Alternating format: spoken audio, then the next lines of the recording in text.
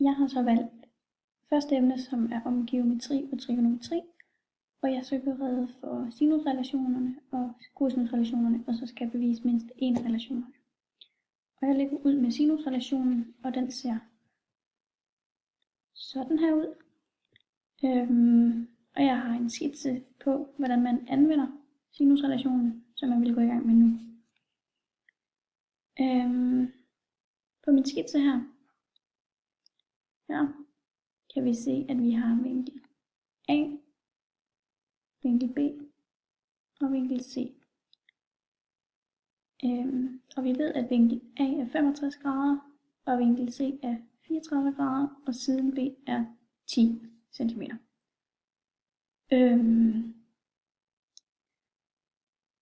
Og i en trekant, der ved vi, at vinkelsummen skal være 180 grader, og det vil så sige, at vi kan finde vinkel B, som vi ikke kender, og det gør vi ved at sige 180 minus 34 minus 65, og så finder vi vinkel B, og vinkel B er derfor 81 grader.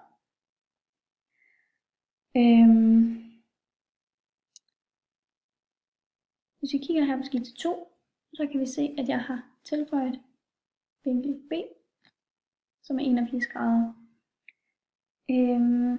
Og nu vil jeg så til at anvende den her sinusrelation. Og det gør jeg hernede, hvor vi kan se, at jeg sætter nogle tal ind. De kendte tal, jeg har.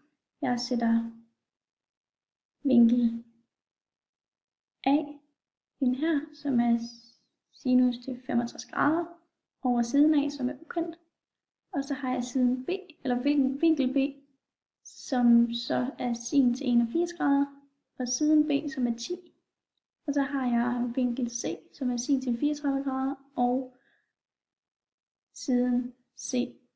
Det var vinkel, og det var siden, og siden hernede er ukendt. For at finde siden A, så gør jeg det her, så skiller jeg den ad, fordi det er det, der er mest relevant. Og derefter så ganger jeg på kryds.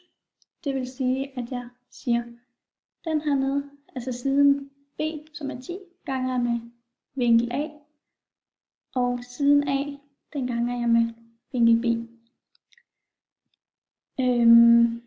Men nu har jeg en ubekendt, og det er siden A, så den isolerer jeg, og derfor skal den omskrives til det her.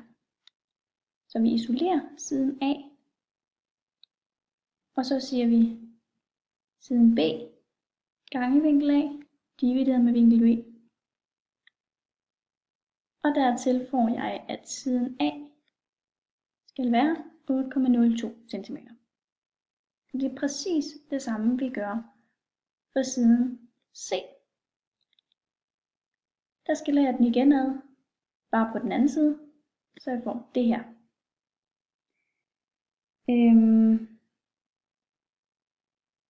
Og der kan vi se, at vi igen har vinkel B divideret med siden B, og så har vi vinkel C divideret med siden C, som er ukendt, og den vi skal finde. Og det omskriver jeg til C gange med vinkel B lige med 10, som er siden B, gange jeg med vinkel C. Og igen så har jeg en ubekendt, som er siden C, som er den jeg skal finde. Derfor omskriver jeg den til følgende, det her. Og det vil sige, at jeg får siden C til 5, alle de her decimaler, men jeg runder den op til at være 5,66. Derfra har jeg skitse 3, hvor jeg har plottet alle mine nu fundne værdier frem. Så ud fra sinusrelationen, ud fra de her værdier, som var kendte for mig i starten, og jeg så selv fandt den her via vinkelsummen, så har jeg nu udregnet de her to. Og det er så sådan, at man bruger sinusrelation i skævvinklede trekanter. Det næste vi skal til, der går vi til kosinusrelationerne, og der har jeg lige skrevet formlen op, som er de her to. Men dem herovre, alle dem herovre, som er her, det er når vi skal finde en vinkel. Og alle dem herovre, det er når vi skal finde en side. Og jeg skulle kun bevise mindst én af de her relationer, så derfor beviser jeg bare lige, hvordan man finder en side ved hjælp af cosinus, og hvordan man finder en vinkel ved hjælp af cosinusrelationerne. Og det første jeg starter med, det er at finde side. Og der har jeg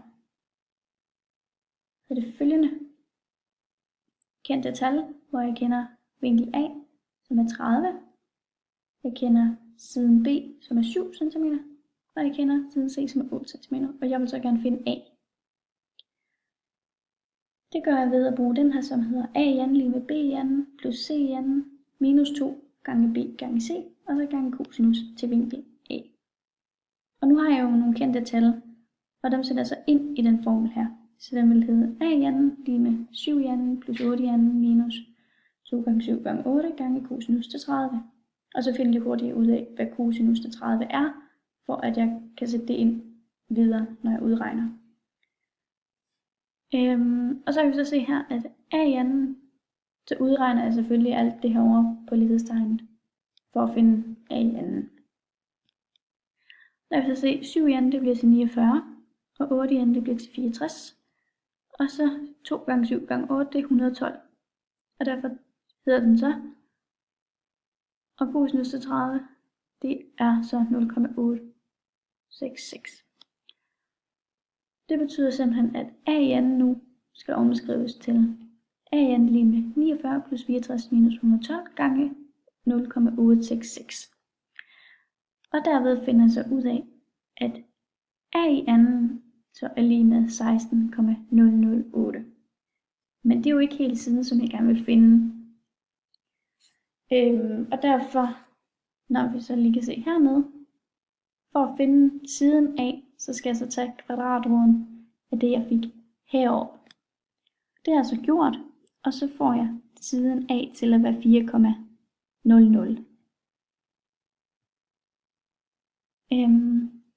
Og så til gengæld skal bevise en vinkel,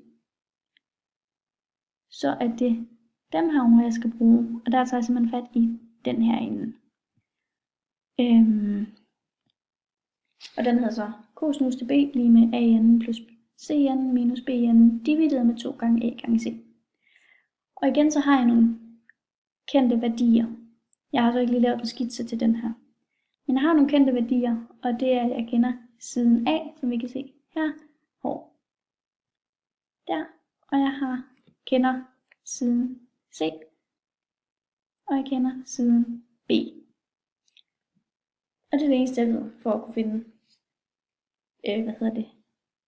vinkel B. Så derfor sætter jeg igen mine kendte tal ind. Så den hedder cosinus til B lige med 7 i anden plus 10 i anden minus 8 i anden divideret med 2 gange 7 gange 10. Og dernæst så udregner jeg det så det bliver til cosinus til B lige med 49 plus 100 minus 64 divideret med 490.